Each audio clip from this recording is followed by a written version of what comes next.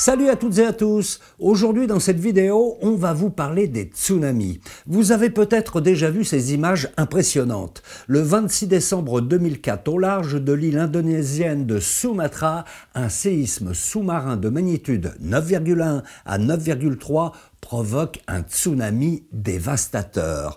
Il se propage dans toutes les directions et fait plus de 250 000 victimes, principalement en Indonésie, au Sri Lanka, en Inde et en Thaïlande. Il s'agit du tsunami le plus meurtrier de l'histoire moderne.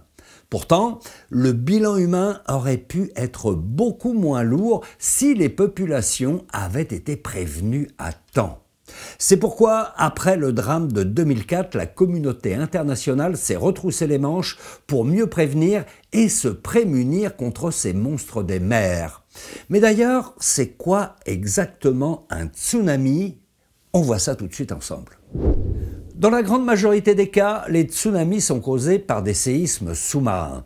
Alors rapidement, un point sur les séismes.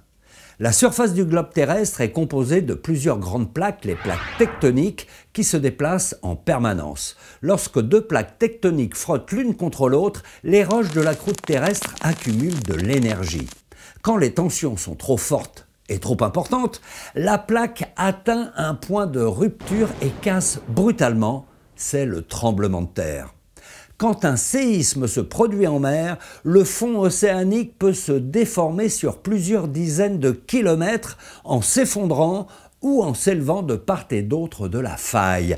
Le volume d'eau situé au-dessus se met alors en mouvement, ce qui génère une série de vagues. En s'approchant des côtes, les vagues gagnent de l'amplitude et quand elles atteignent le littoral, elles pénètrent dans les terres en provoquant un phénomène généralisé de submersion marine. En quelques heures, un tsunami peut parcourir des milliers de kilomètres. Les vagues peuvent être plus ou moins hautes, parfois atteindre plusieurs dizaines de mètres. Mais attention, ce n'est pas forcément la première qui est la plus grande. D'ailleurs, le plus dangereux dans un tsunami, ce n'est pas la taille des vagues, c'est l'énergie transportée.